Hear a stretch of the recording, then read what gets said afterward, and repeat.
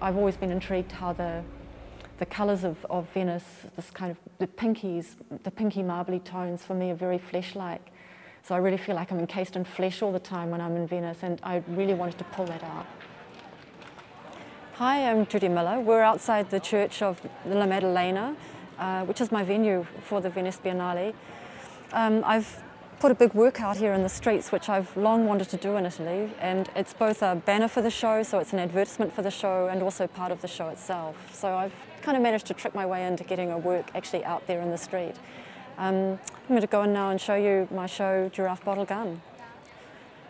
The idea I really began with, and the whole idea of coming to Venice and putting work into this city, particularly painting into this city, which stands for an enormously important part of European painting history, was to bring my work into some kind of confrontation with that history and with that place.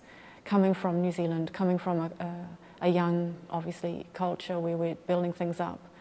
And so that shifting quality just started to sort of escalate. The show's sort of worked on for about 1.5 years, which is much, much longer than I would normally work on anything for. And we've gone through a number of different venues in that time. The original building that I was working with, the only distinguishing feature was a long line of windows, and I wanted to have paintings traversing that space from inside to outside, which is where this big cutout form came from.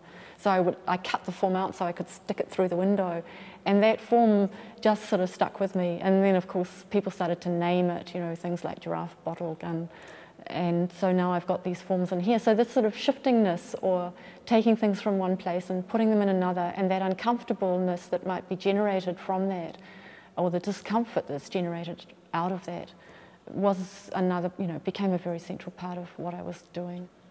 The kind of echoes and things that would get taken up by the things that already existed in the church and how that would react with the work, that was a real unknown, and that, there was a certain excitement of bringing those things in, and anything could have happened.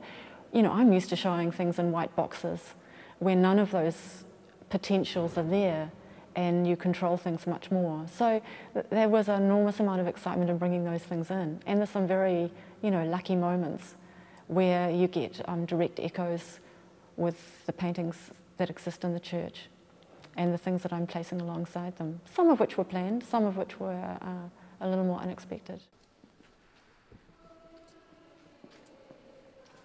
I think we've done the best show possible, and I think it's a show that makes a statement about contemporary painting in a very strong way, and yeah, I feel very confident about that. And the response so far has been quite overwhelmingly good. So, of course, now I'm full of new ideas and new possibilities, and that's what these shows do. They offer up directions that you can see you want to go in.